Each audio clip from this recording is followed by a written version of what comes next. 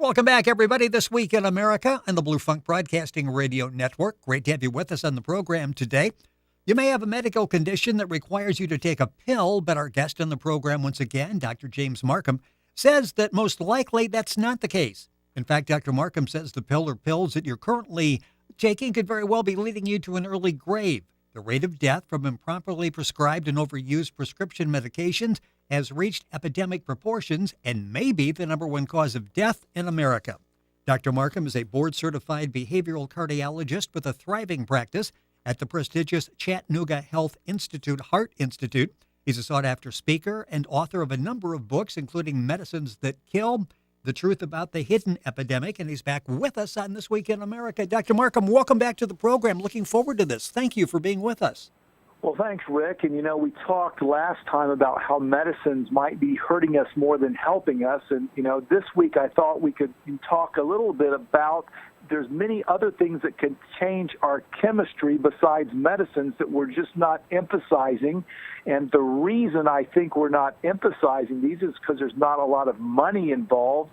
There's just a lot of common sense involved. And these are some of the things I want to talk about today to all your listeners, wherever they're at. I think we can find one or two things on this list that they can do today and change their lives forever. Well, and you emphasize that you can find something to start with and then maybe add things as you go through the week or the month that's going to make you feel better. By the way, this list is available at the website, a blog from Dr. Marcum at heartwiseministries.org. You can go to our website, thisweekinamerica.us, and link on and get all the information. Dr. Marcum was on the program a few weeks ago talking about the book Medicines That Kill, The Truth About the Hidden Epidemic. And just very briefly, so many of us think, well, this is a great time in medicine. I've got an ailment. I'll go to the doctor. I'll get a prescription. And you make a very strong case that prescription, in fact, at some point may become detrimental to us. Yeah, medicines were originally designed to help a person over a short period of time so they have the opportunity to heal on their own.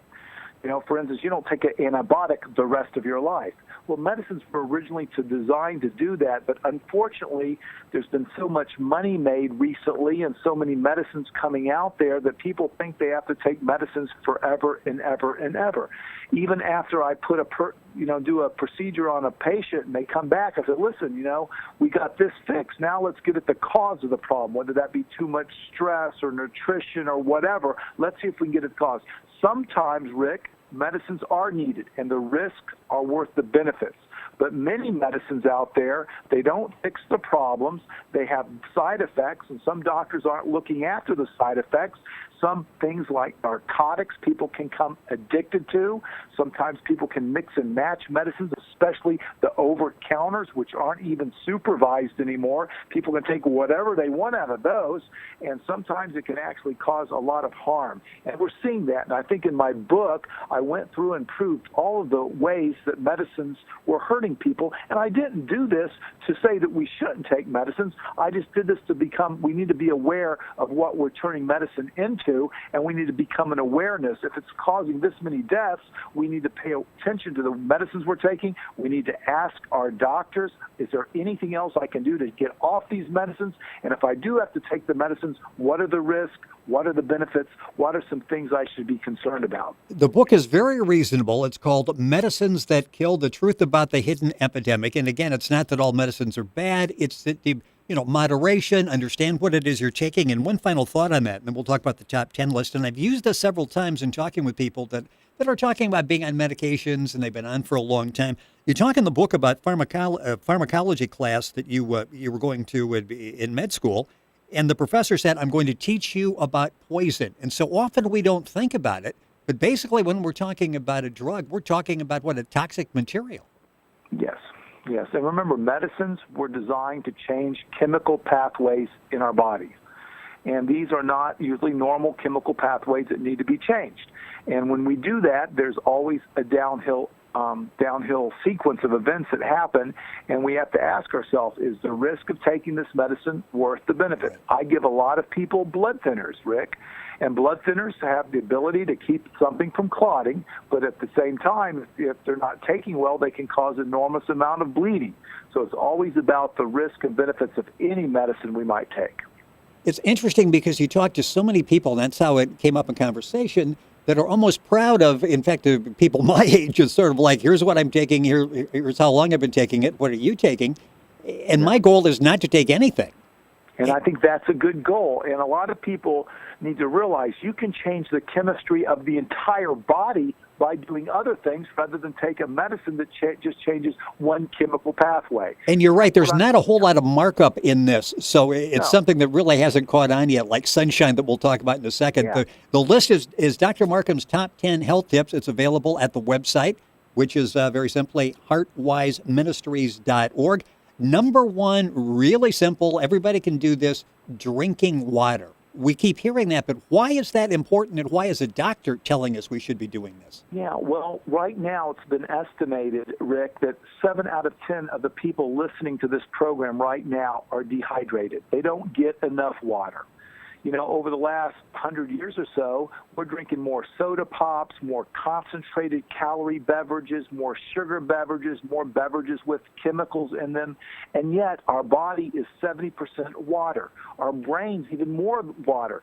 And if any part of the body doesn't get enough water, it malfunctions. The number one cause of fatigue in America now is dehydration. When you don't get enough water, you don't think well. The joints hurt more. Of course, it damages the kidney, which is in charge of moving bad things out of our body. It slows down our bowel movement, so we can't remove our toxins from our body as well. It lubricates all of the joints. It makes the blood more thin, less likely to clot, less likely to have a heart attack. When we don't drink enough water, guess what happens? It puts stress on our body. And anytime you're walking through the desert and don't get enough water, guess what? Your heart rate goes up, your kidneys function goes down, your bowel functions diminish, your brain doesn't think as good, all the stress chemicals raise the chance of you having a heart attack, having inflammation in the body. It does a lot of bad things, and yet 7 out of 10 people are dehydrated and having all this negative chemistry. They go to the doctor and say, listen, I'm tired, give me a peppy pill. So he might give them a pill that speeds up their metabolism. He might treat this or that. And, I have a lot of inflammation. I'm hurting all over. My muscles, I'm not concentrating well. Well, it might be simple as you're not drinking enough water. And that would much be a simpler solution rather than throwing a medicine that doesn't address the cause of the problem. So one of the first things I do is I assess everyone's hydration status. I ask them, are you drinking enough water? And the first thing they ask, Rick, is, well, I don't know. Well, and I was going to ask, how do we know? How much is enough? Yeah, well, if you're a normal person and you take your weight, divide it in 2, that's about how many ounces you need. So let's say you weigh 200 pounds. Well, 200 divided by 2 is about 100 ounces. Well, how much is that? Well, it's about 5 of those 20-ounce Dasani bottles or 5 big glasses of water. That's just one way to do it. Another way, you can look at the color of your urine. If your urine is coming out light in color, then you're getting enough water. Another thing you can do is your tongue. If your tongue feels dry and if your skin is itchy, chances are you're not getting enough water. If you jump out of the chair real quick and get dizzy, chances are you're not getting enough water. You might be dehydrated. So those are some simple tips, realizing that in your food each day, you get about 20% of that comes in your food sources, especially if you eat lots of fruits and vegetables, which are full of water as well. Is there a difference in water? You mentioned Dasani. If we drink tap water, is that doing us any good? Well, you know what? The big picture is to drink water, period. And I would rather have a person drinking water. If you want to, if people want to get into semantics, you can put a filter on the water that might be a little bit more pure depending on where you're getting it at the country. Dasani water, it's usually a pretty good thing, but some people criticize that if it's hot in a car.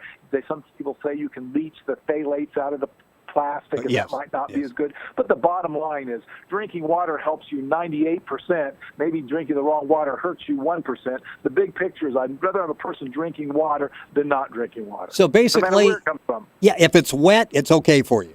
Yeah. And you know what? The word in Africa, water, the word they have for water in Africa means life. That's how vital it is in other parts of the country, and we take it for granted. And we don't get enough of this. It puts a stress chemistry on, and it creates a lot of the diseases that we're given medicines to try to counteract. Go figure. Dr. Marcum's top 10 health tips.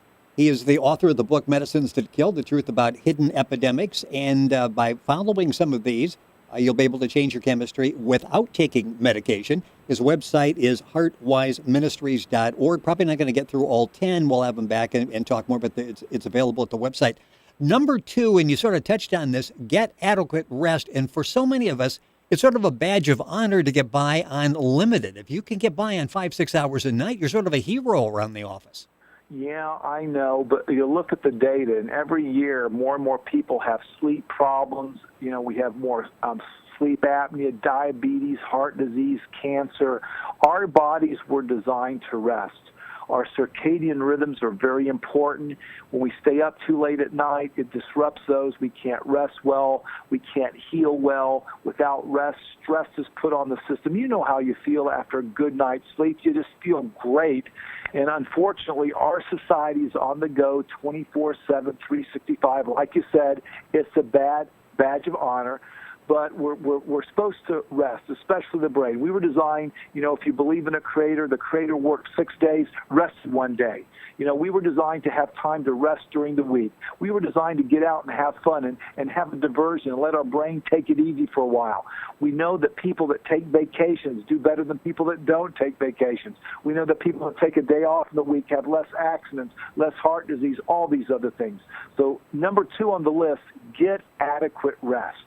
Sort of going along that line, because it's hard to rest when you're home and you're even thinking about resting or on vacation. When you're tethered to the office, where every 5 minutes you're running in, checking the smartphone, going on the computer to see what's going on.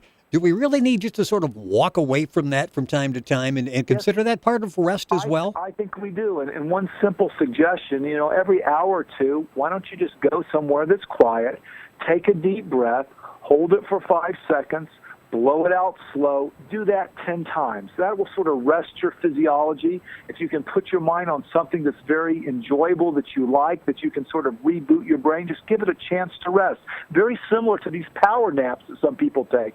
Some people lay down for 20 minutes, take a power nap, and they feel just re-energized. That's a much better way to keep the body going and strong than to take an energy drink or a stimulant or some pick-me-up during the day like a candy bar. Number 3 on the list, Dr. Marcum's top 10 tips. By the way, our guest on the program is Dr. James Marcum. His website is heartwiseministries.org. Time going by too quickly. So far, we're talking about water and sleep. Not going to cost you a whole lot of money. Number 3 is movement. And you've been saying this, the medical community has been saying this for years, and we park as close as we can to the office door. We really don't want to walk any further than we have to. Movement is really crucial. Talk about that. Yeah, I'm going to make it real simple. We were designed to move. We were never designed to sit in one place all day. In fact, when we do that, we found out that the blood, especially in the lower extremities, tends to clot. It damages our veins. Our metabolism slows down. When we sit all day, it puts pressure on our lower back. We have more back problems. It raises a chance of us having diabetes, which increases heart disease. And how many people every day sit in one spot all day long? Or how many truckers out there that are listening right now that are driving their trucks or cars all the time? Well, of course, I want people to get on a walking program or an exercise program, but a simple study that was done not too long ago shows that if we will get out of our chair every hour and at least move around the room, then sit back down, that helps us a tremendous amount. That helps get things going again. So, if you can't build up to 45 minutes to an hour a day in 6-minute intervals, if you can't do that, at least everyone can get up every hour, stretch everything out like I'm doing right now, shake my legs, move my arms, move my head, take some deep breaths, and then sit back down. That's a great place to start, and you know what? You can build from there and move on. But, Rick, I know you've been doing interviews today. Are you getting up every hour and moving around? I move a lot during the day, and that's sort of like because I'm not real well organized, but I can't get outside because I just was telling you before the program, 9.5 inches of snow as we're doing this, so I can't get out to walk. So I sort of do it in the office and walk around quite a bit. Yeah, and if those in the car can't, stop at a rest stop every 3 or 4 hours, at least, find ways in the cab to move around, move those legs, move it up and down, move your arms, pretend like you're a bird, move your head, move your back, try to loosen up those parts. But when we do this over time, it's going to help our circulation. It's going to help us not to wear out our veins, which cause a lot of swelling when we get older. It's going to help our joints, keep us from getting diabetes, maybe protect us from a back surgery someday. So we were designed to move. That changes the chemistry of the entire body, lowers the blood pressure, lowers the chance of diabetes, helps us sleep better at night, helps our digestion, just so many good things. I'd rather have a person moving than taking a pill. Well, and I love how you have that listed on the list. You've got movement rather than exercise, because for so many people, exercise is a rather intimidating word. Yeah, and you know what? I think 300 years ago, they didn't have the word exercise, did they? No. But it was movement. They just moved. Anything that moves counts, and it helps the body when it does that. And I think it's much less intimidating than having something say, oh, you have to exercise. You have to do. No, you can work the movement in during your day. You can park far away. You can, when you're talking, you can be animated. You can get out of your chair if you sit at a computer desk. Now, Rick, they've made these desks now for some executives where they have treadmills built to the desk during the day. It's amazing. But that's the kind of thinking we have to do to improve our chemistry. And even if you can only get up and move several times a day, that's better than not moving at all. Exactly. We don't go from A to Z. We go to A to B. So, you first improve. You say, man, I do feel better. That helped me out. I have a little more energy. I've been productive. And who knows, it might lead to a walk in the evening, or parking your car far away, or maybe even going to the gym or getting a treadmill. When you watch TV at night, maybe you could do that while you're walking on a treadmill. When you do your computer, maybe you could put the earphones on and do some walking or moving as you multitask. And I got about a minute left in the program, and age really isn't a restriction to movement, is it? No, in fact, the older you are, the more you benefit from movement. In fact, the worst thing that causes people to age the most, Rick, is just sit in a chair and not move and just watch TV all day. That is the worst thing that will age you and disease you faster than anything. So if you're older out there, do whatever movement you can, and being active in your brain, that's all very important. These are Dr. Marcum's top 10 health tips, changing chemistry without a medication. We've covered drinking water, get adequate rest, and movement. More to talk about. We will have the doctor back. The list is available at his website, which is heartwiseministries.org. Doctor, always a pleasure having you on the program. Look forward to having you back, and we'll pick up on the top 10 list because, you deal with this every day. You actually see the benefits of people who are practicing the 10 on your list. Yeah, and remember, these will change the entire chemistry of your body and maybe get you off of prescription medicine that might be hurting you. Great. Dr. Marcum, thank you for joining us. Once again, heartwiseministries.org is the website. You're listening to This Week in America on the Blue Funk Broadcasting Radio Network.